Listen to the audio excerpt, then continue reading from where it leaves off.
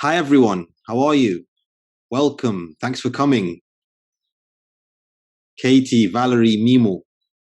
Thanks for joining me. Hi. How are you all? I hope you're enjoying your week, day, afternoon or morning, depends on where you are in the world. So, Sorry. I was going to ask, would you prefer us to keep our cameras on or off? well, I prefer to keep it on so I can connect with you, but it's it's a personal choice. So whatever makes you comfortable. Hi there.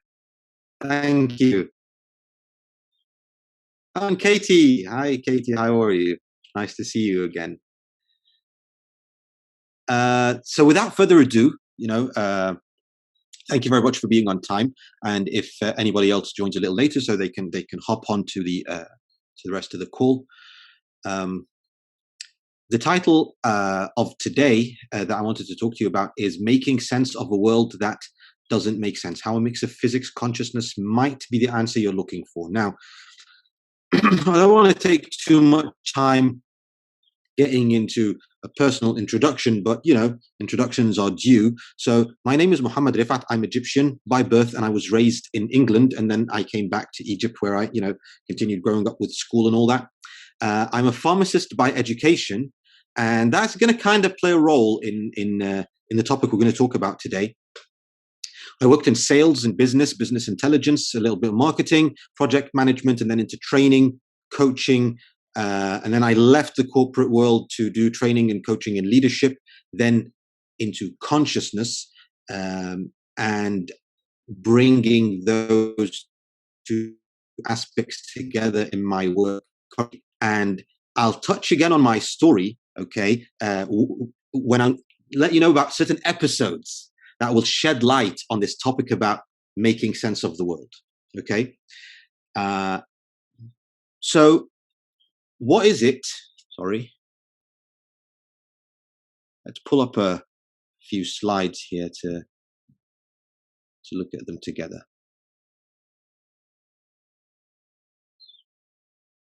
Yeah, here we are. Excuse me.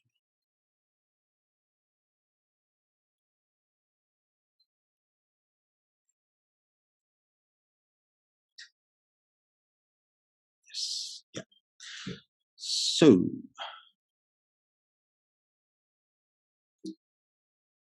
making sense of the world. Now, why I think this is an important topic. I mean, there are many people talking about sense making and making sense of the world. And I'll tell you from a little bit of a personal perspective, as I said, that touch on some of those stories. You know how when we're very, very young, very young children, whether you remember how it was when you were a child or if you've dealt with children recently, okay, you could see how, for example, children can believe in Santa Claus. There's a man who keeps track of who's been naughty, who's been nice, and somehow don't really bother about the how, don't even ask that question. But on a certain day of the year, we're going to leave him at night, cookies and milk, and the next day there will be gifts. And that makes sense. The world from that view makes sense. Don't wonder how we as adults don't think that works, no problem. But for a child, that makes sense. They put a tooth under the pillow. Next morning, there's $1, $5. I don't know what's the going rate now for teeth, but it's probably something like that. They wake up and find that. So what is it? There's a tooth fairy, and that makes sense. That there is a fairy, 1 Bitcoin. That's a lot.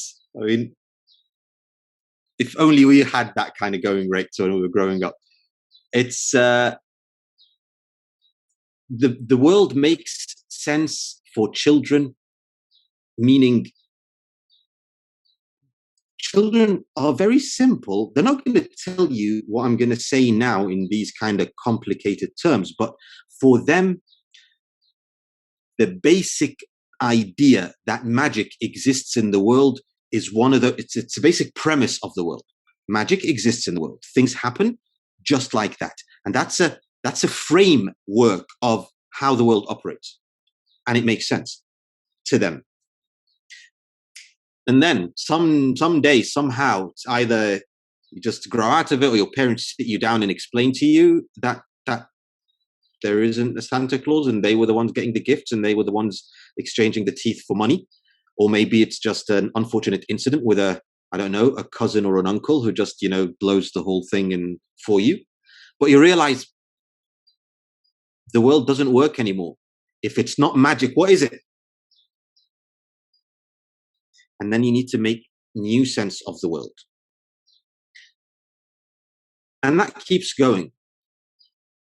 If we fast forward into adulthood, as I told you, I'll give you some examples about myself.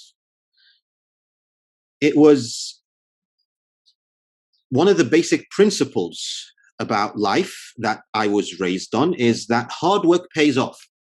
Okay, you work hard, you get something, you succeed, you get nice things in life when you work hard. Okay, so why, after graduation, did all the people who were slacking off and not working hard, why did they get the better jobs, the better paying jobs? Explain that to me. The world is falling apart. It's not making sense. And I need to try to find a new definition, find a new understanding of the world, make new sense of it. Unfortunately, this happens a lot, for example, with traumatic experiences. People who experience, a PTSD, any kind of traumatic experience, whether it's, in a battlefield in war or just, someone, again, people suffer PTSD if they're walking down the street at night and in a city, they've never thought about the dangers or they've never experienced the dangers of being, mugged or something like that. And it happens, getting a gun stuck in their face. The world doesn't make sense because it was supposed to be nice people that are not aggressive, that don't use guns, win. And I just had my privacy violated, my personal safety violated by someone who is being aggressive and being violent. So what do? Some people go out and buy a gun, or some people, again, as I said, they might suffer the psychological repercussions of that. So much can go on because the world doesn't make sense anymore. We're always seeking somehow to make sense of the world. And why? It's not just for these kind of existential big questions. It's the basic, in my opinion, it's the basic driver for almost all humans on the planet. And I'm not saying all because I didn't take a survey and make sure that it's most of. Everybody's trying to make sense of the world because everybody is trying to win at this game called life. Now, these terms in themselves, winning at the game, might sound, for some of you might think, no, I don't see it as a game. I don't see life as a game. I'm not in it to win. Other people are in it to win. All those kind of competitive, edgy people.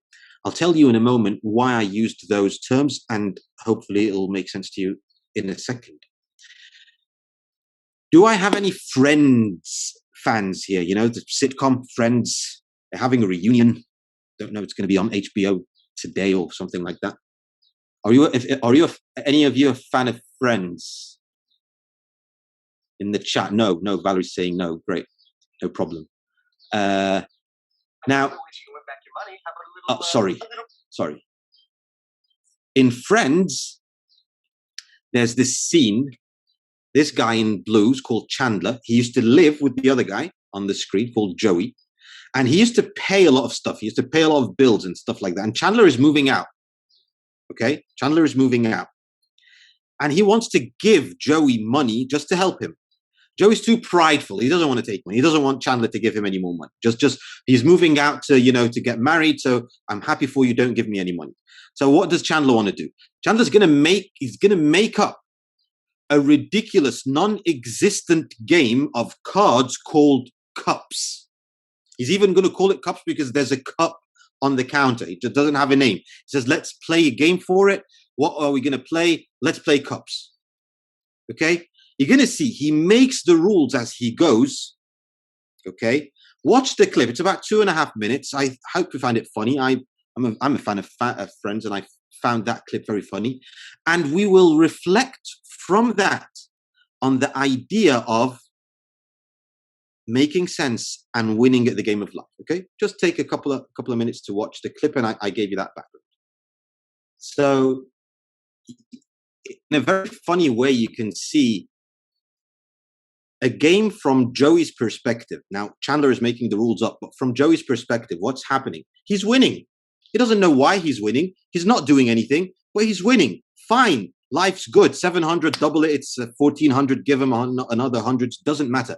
As long as it's working and you're getting what you expect, it's fine.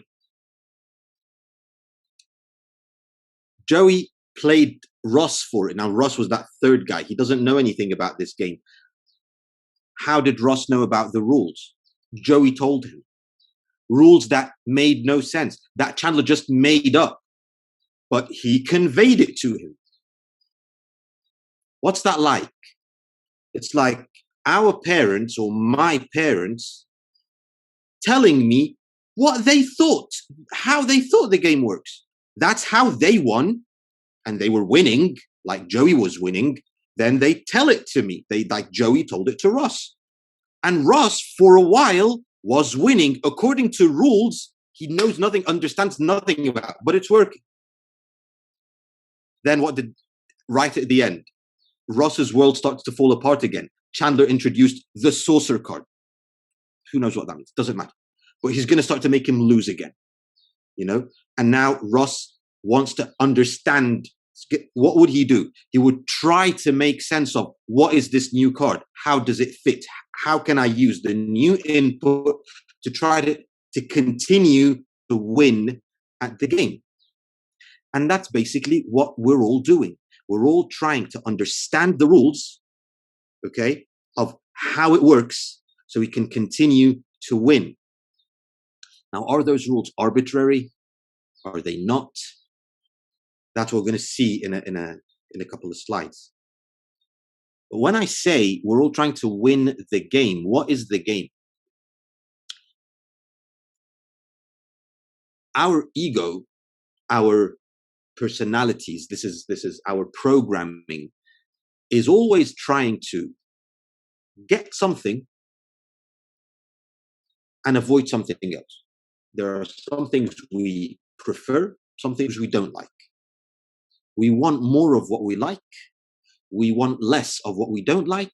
And we want to avoid the things that will stop us from getting what we like. In those, put anything on those definitions, you'll see how it's a game. You might not be into winning as in the material gains, but if you're trying to achieve peace of mind, you don't want the things that are that disturb your peace, and you want things that make you more peaceful. You want to understand how to get more peace, what to do to get more peace, and what to avoid.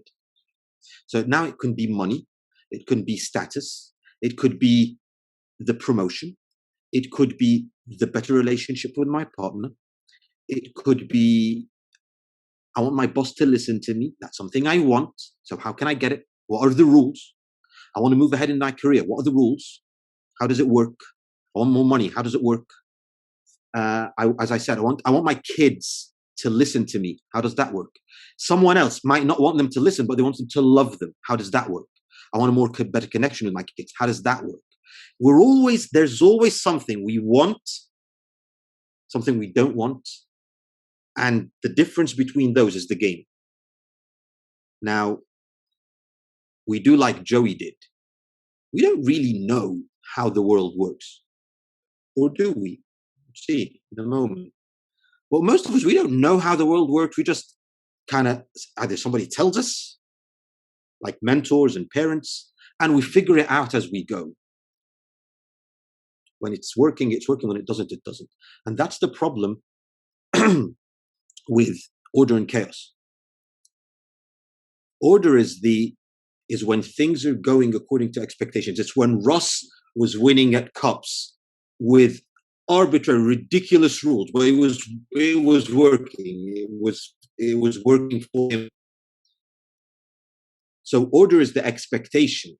It's when things follow what we expect. It's when things make sense.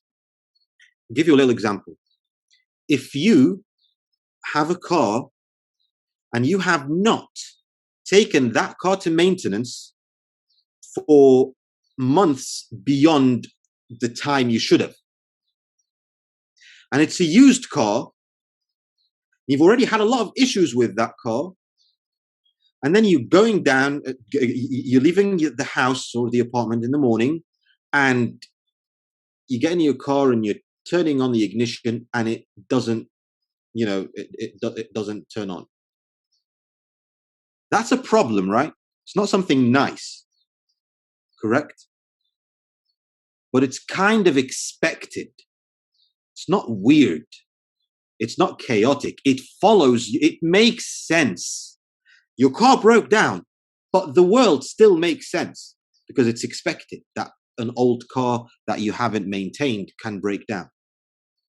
But imagine how you are going to feel, what you're going to experience if you just got that new car or paid the lease, drove it off the lot last night, okay? And today you're all bright and shiny, you dressed well, very excited, have something new happened in your life, and you do the same thing and the car doesn't turn on. The car is dead. How would that feel? Something doesn't make sense. I did everything right. I should enjoy my car ride to work today. That's how it should happen. Doesn't make sense. So that's order and chaos. And that's what happens with making sense of the world. Every once in a while, from childhood to early teens and teenage years, in adulthood, and then in adulthood, it keeps repeating. It happens with traumatic experience, with big changes in life. It happens with the COVID pandemic that threw everything in chaos. It doesn't make sense. How can I make sense of the world? Why should I suffer because of a virus that has to do with a bat in China? What does that have to do with me? I'm a good person. I pay my taxes. I pay my dues. I'm respectful. I go to work on time. How do I make sense of that? And then just make things worse. Okay. I start to try to make sense. Okay, no problem. Okay, things happen, bad things happen. I'll just put a mask on when I leave the house. Okay, I'll protect myself. And then you realize that, oh, the mask is not a guarantee. Take a vaccine, but the vaccine is not a guarantee. So do I do it or don't I do it? How can I make a decision? How can I make sense of this whole situation? Should we pay more attention to the businesses, the work, the economy, or personal well-being, or social or personal freedoms? What exactly should we focus on here? Too many variables, too complex of a situation, and I cannot make sense of it. Why do I need to make sense of it? Because I need to win. What does it mean I need to win? You're not going to beat the virus. It means I need to get what I want and avoid what I don't want.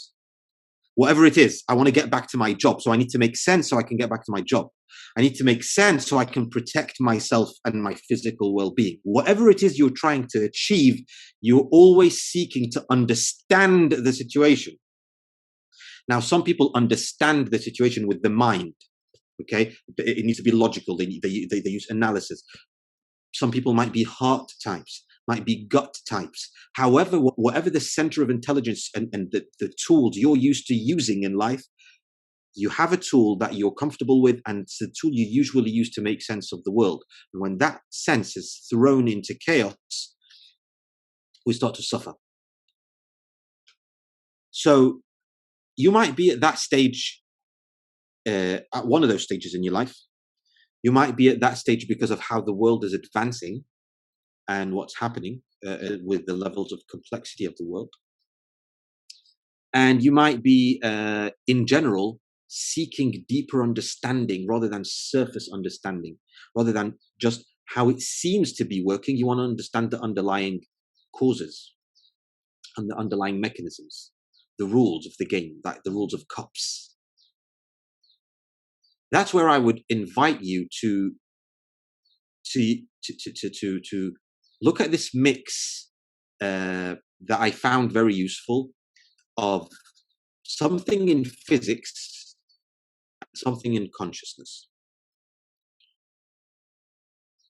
So let's start first with a bit about physics. Now, please, if you have any questions or comments, please put them in the chat so we can, we can discuss them together as we go, or we can get to them in the last few minutes when we get to the Q&A. Okay, so if you have anything, please just put it right there.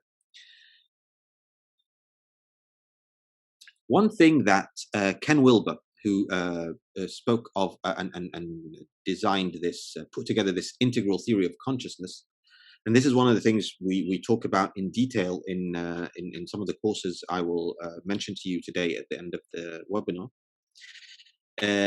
is the quadrants of reality, or the quadrants of consciousness. Basically, the idea is the following: that if you look at anything in life, I'm going to simplify it very much, okay? This topic, of course, is much more deeper than this.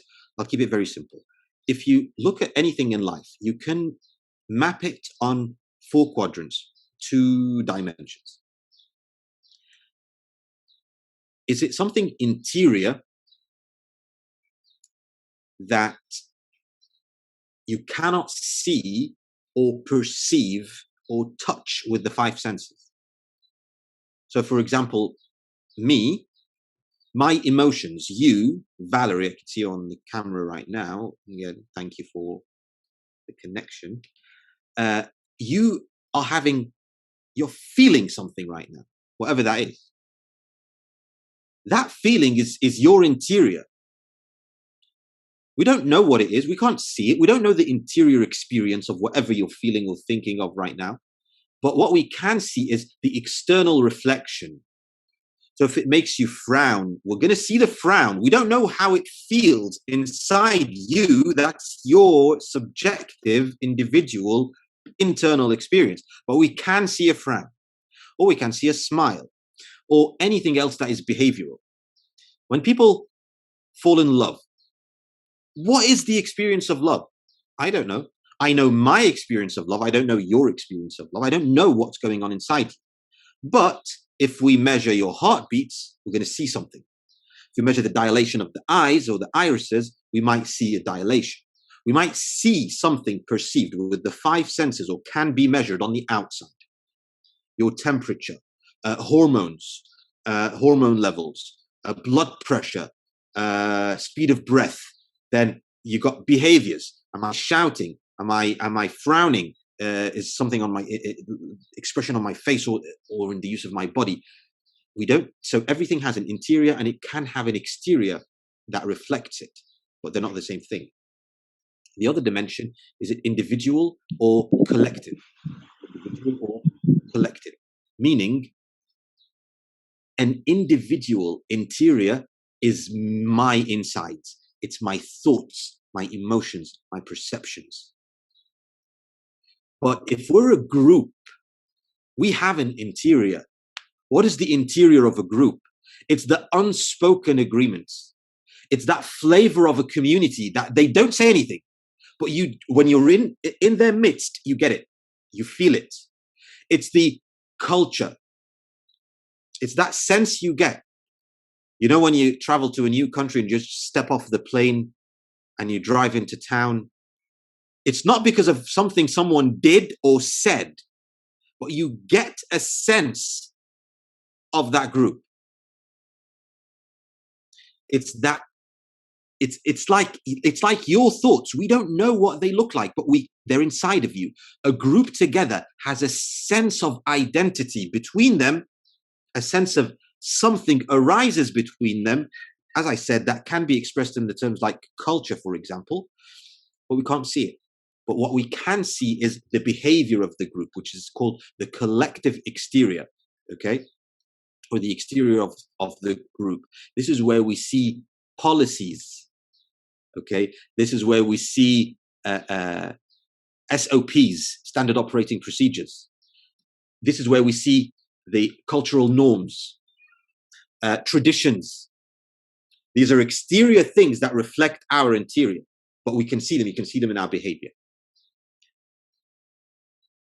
So out of these 4 quadrants, at a certain time in history, especially Western history, science comes pretty much as we know it today in the right-hand quadrant. Sciences that deal with individual things can be seen in the upper right. Sciences that deal with collective things can be seen in the lower right. But you're going to have chemistry. The study of chemistry, that's not a study of interior. It's a study of a material, chemical substances and how they interact with each other. We don't see the interior subjective experience of the atom. I don't know. We just put, we don't put salt and water together and get something out of it. To put 2 salts together and get something out of it. The study of physics. Now, when a scientist like Isaac Newton says that basically if you push something, it's going to push back against you. If I push against this wall, the wall is going to be pushing back against me. That has nothing to do with thoughts. It's not philosophy. It's not psychology. It's not studying anything interior. And it's not even studying, it's not like sociology, studying the interior of a group or even the exterior of a group. It's just studying matter. 2 things pushing against each other. That's something we can measure, something we can see. So science basically lands in the right-hand quadrants. And at a time in history, it became very separate from the interiors. Philosophy deals with stuff, science deals with something else. Spirituality deals with interiors, science has nothing to do with it. That's a discipline, and that's a different discipline. Okay. Now here's something interesting that happened. And I'm going to fast forward from all the pre-modern stuff. That's where we can get into more details in other occasions on that. When you look at physics, the physics that Isaac Newton mainly dealt with and came up with, created, is called now classical physics. Okay. This is stuff like there's a reaction to every action. That, as I said, if you push against something, it's going to push back against you. That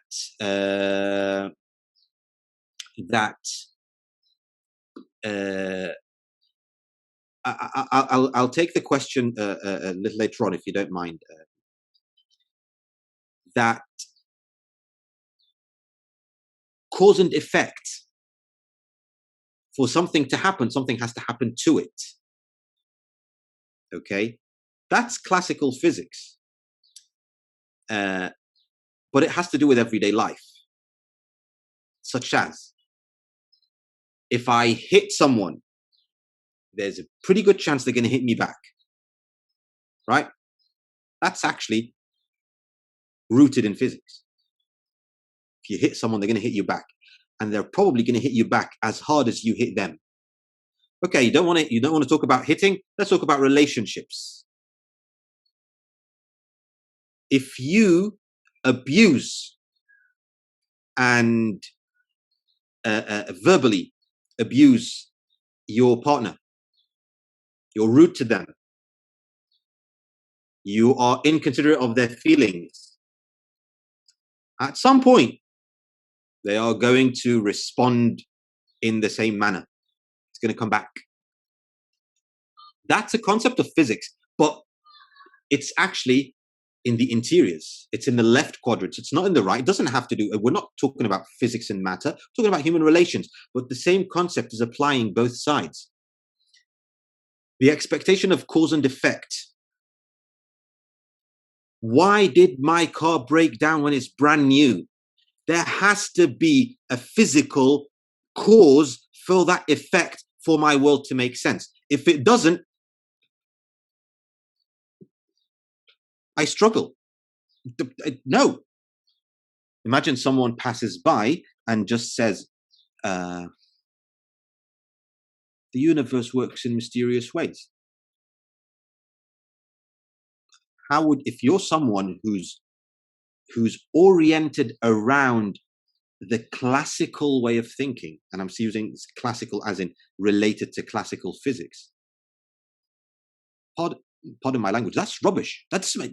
What do you mean the universe works in mysterious ways? The universe works in classical physics ways. The clockwork universe, that's what Newton was talking about. It's a machine. There are rules to the machine, and if you press a button and you know what's going to happen to the machine, you can expect the results. I bought a new car. I drove a new car off the lot yesterday. I did everything I should be doing. This shouldn't happen. Don't talk to me about mysteries. The classical way of physics pretty much looks like a classical way of thinking. The thinking of determinism, duality. Mind is separate than matter. Everything has to follow a certain sequence of logic. Everything has to have a cause and effect. I have to understand the mechanism of what happened exactly to explain what's happening to me now.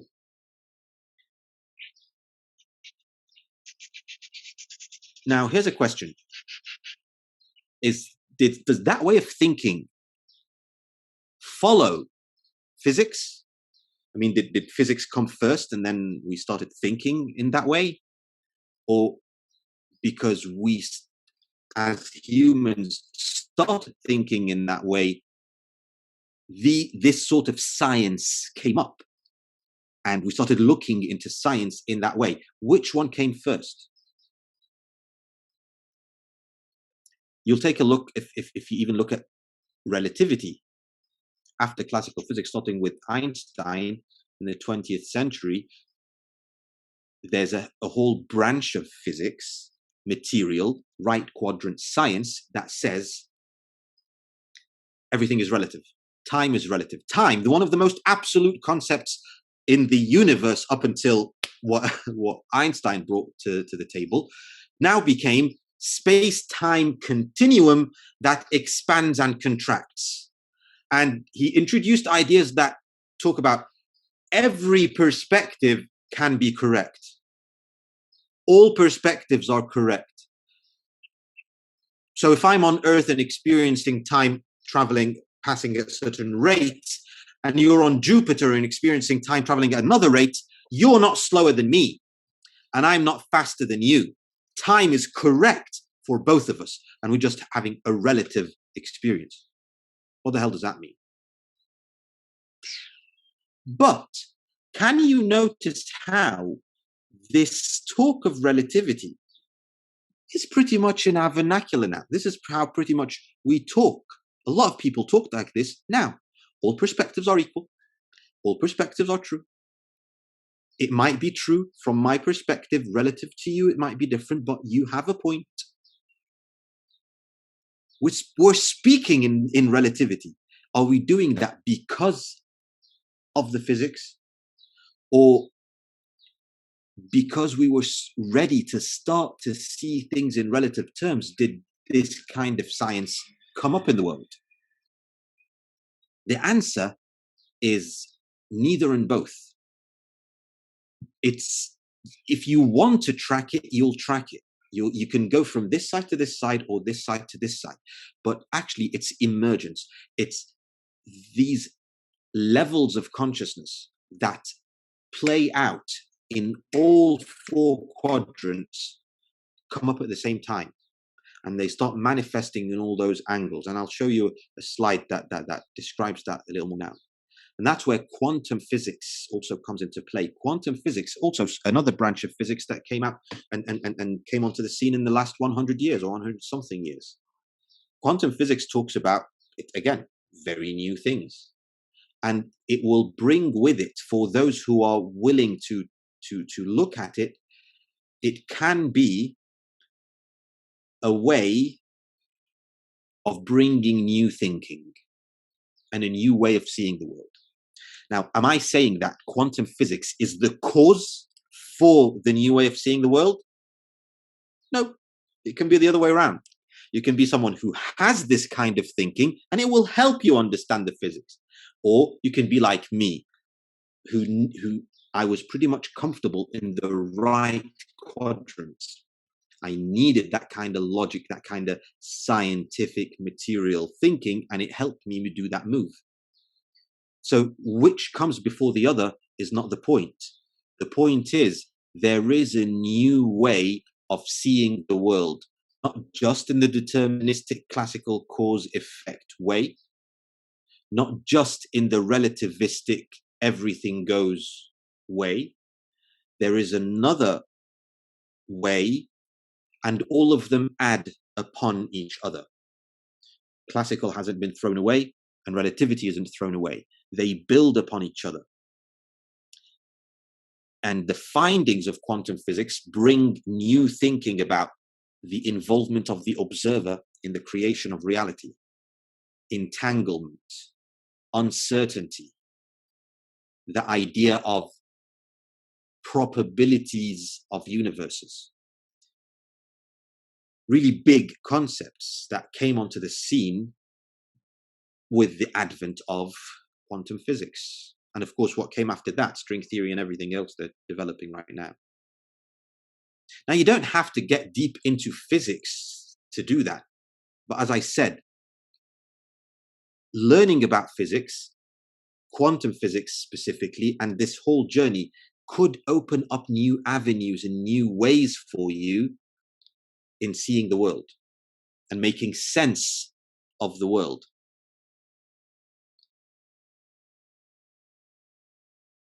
Related to the four quadrants, Einstein said, all religions, arts, and sciences.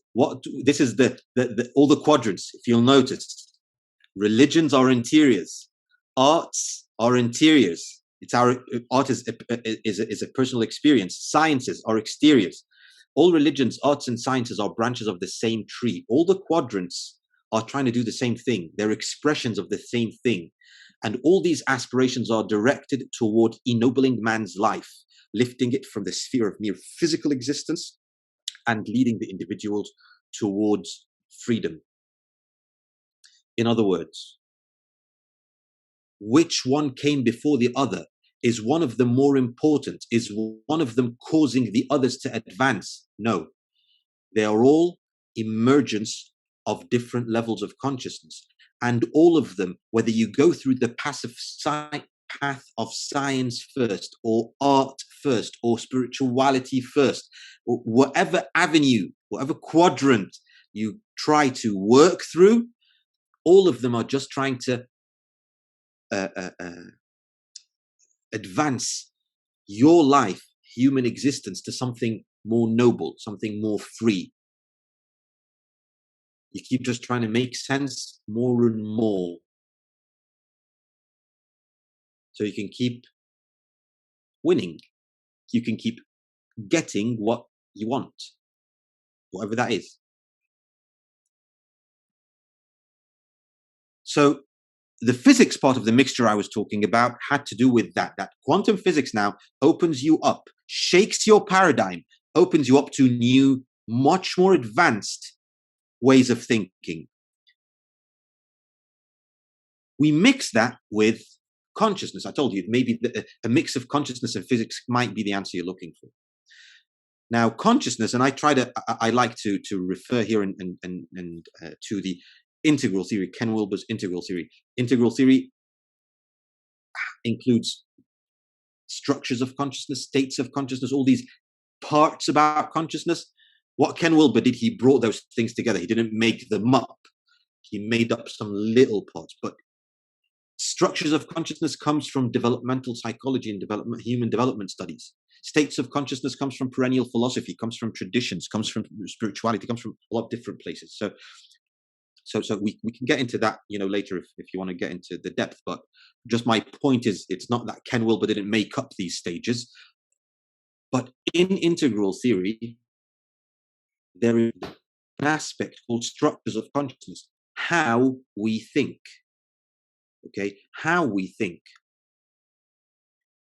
And what makes us focus on certain things, tune out other things. It's pretty much a tool of making sense of the world. But the point is, and this is the surprise,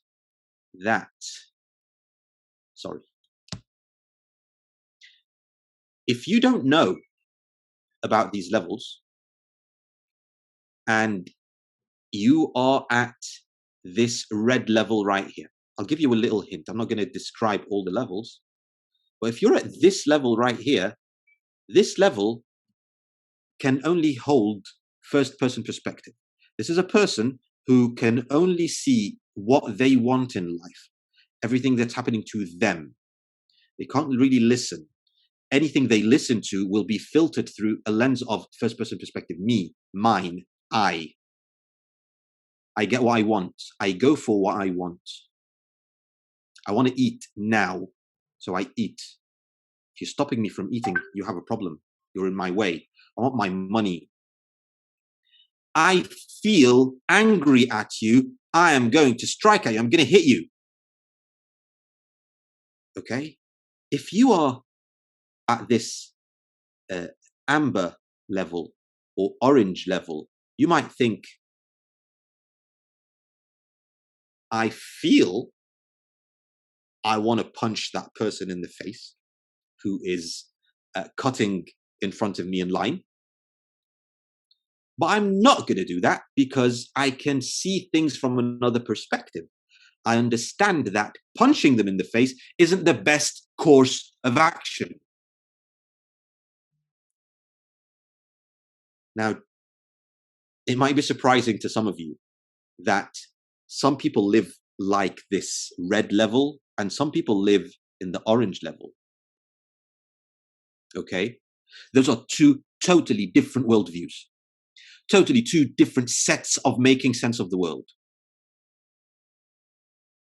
Now, imagine someone who doesn't understand or know of these levels, who lives in a society, in a group that is kind of logical, very modern. People, as I said, people don't punch people in lines just because they cut in front of them. But then you travel to another less developed country and everybody's cutting in line and nobody has a damn problem with it. They just cut in front of each other. And then if one of them wants to scream at the other person, they do that and life goes on. If you've ever driven a car in Europe or the United States, for example, or, North America generally, and then you come to drive in the Middle East, or you come to drive in Egypt, you will not believe, it just doesn't make sense to you. You can't drive. Your driving skills will fall apart. You will not be able to drive according to rules, regulations, driving instructions. You will literally get into an accident because you're doing the right thing.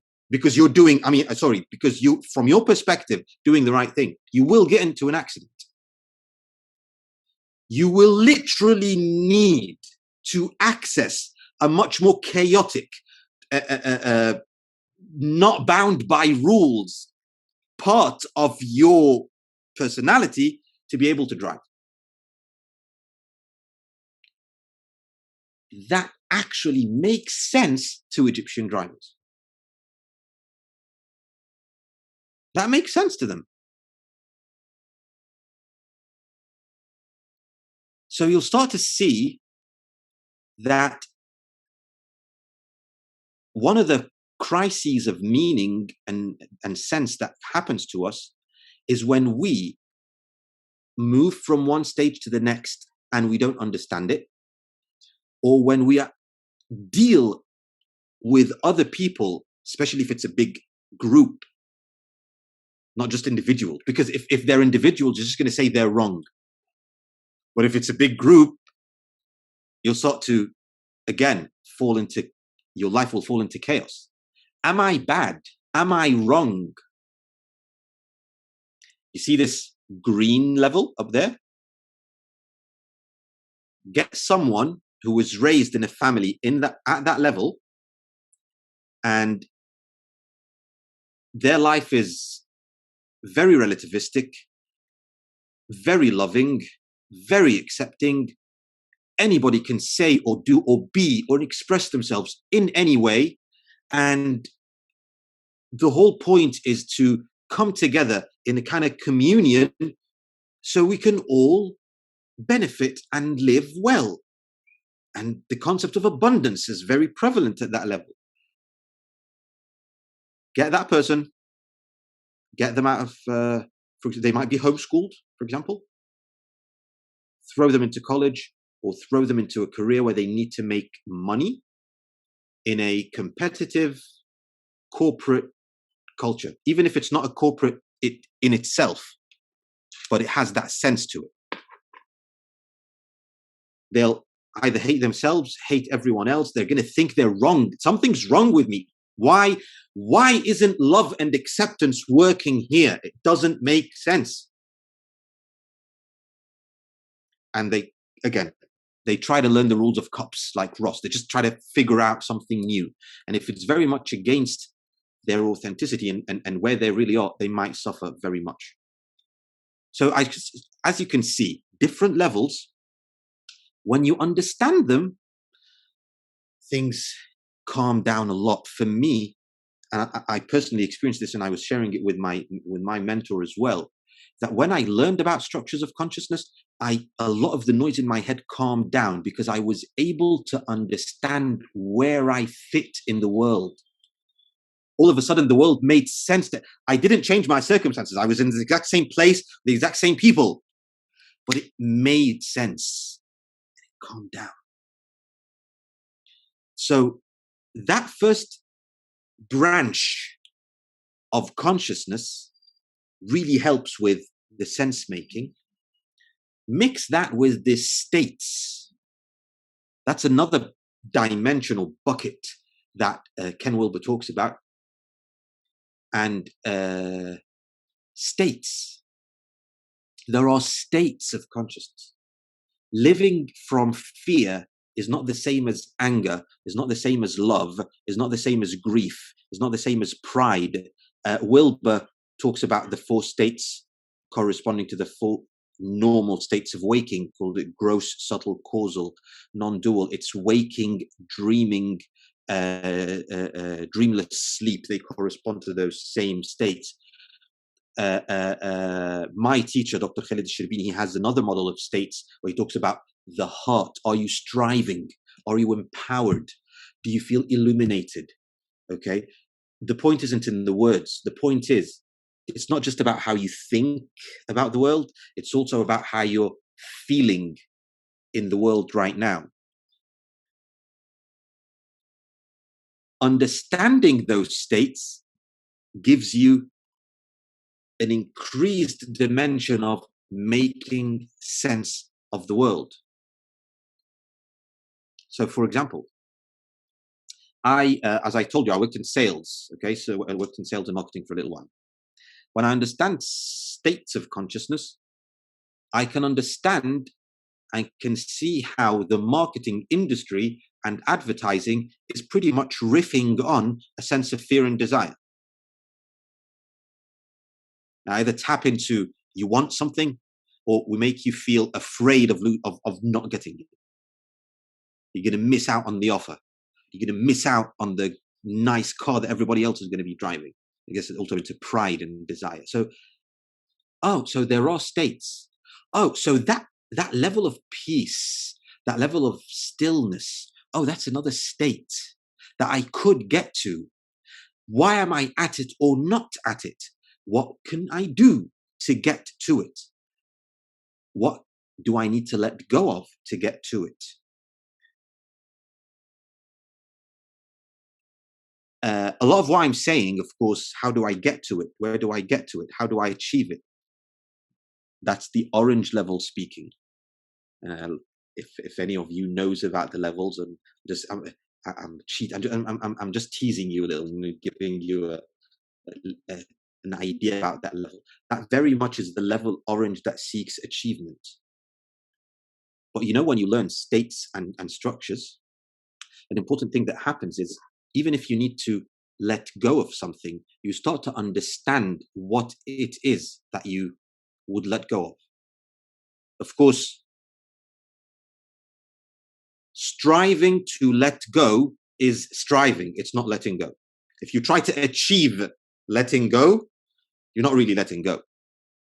But you wouldn't understand this if you can't see the structures, where I am, and the states and what's going on. So structures and states are the part of consciousness. Structures and states are the part of consciousness that, when you approach them from quantum physics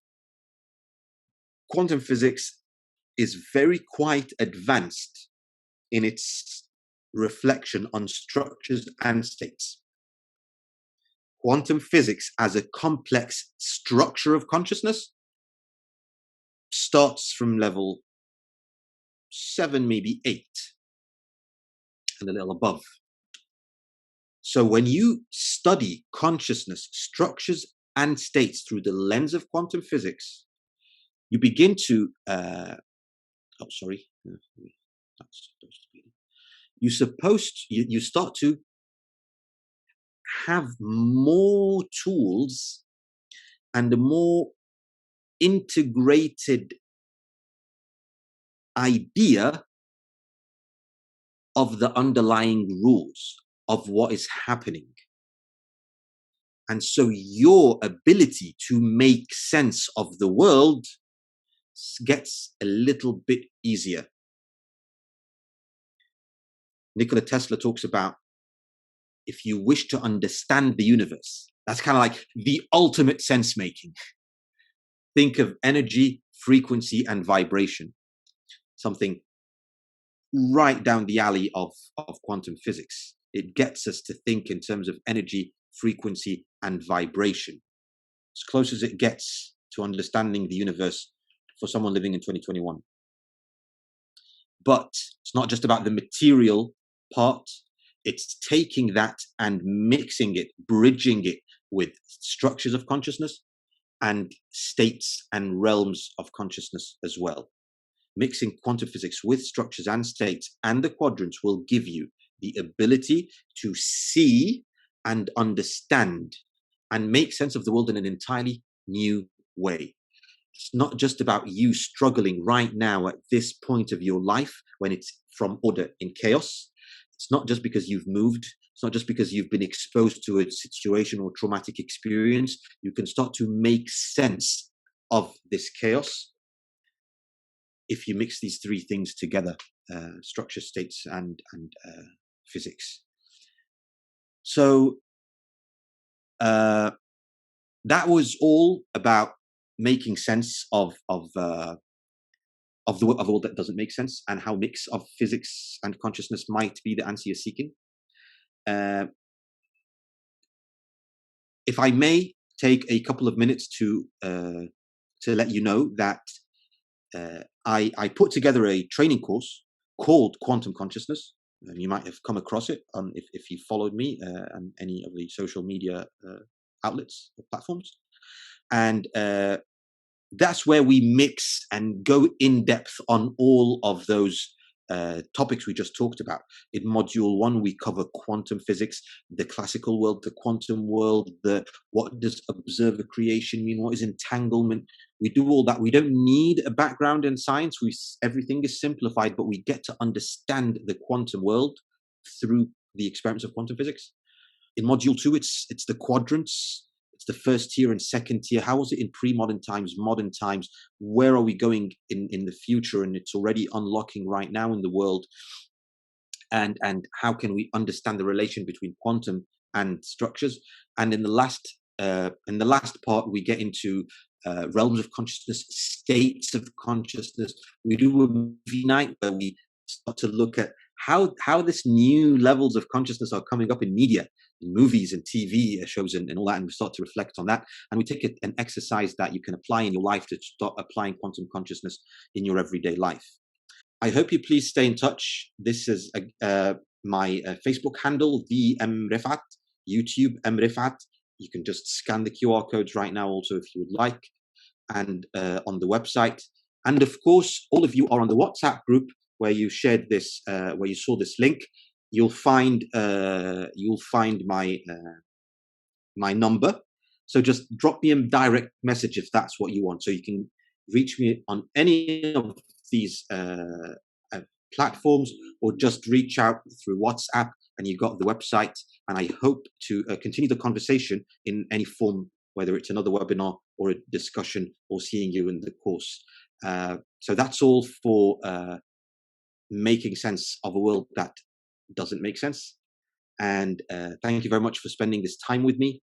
And I'll be hanging on for a few more minutes if you would like to have any questions or comments. I'd love to hear from you. Thank you very much. Thank you.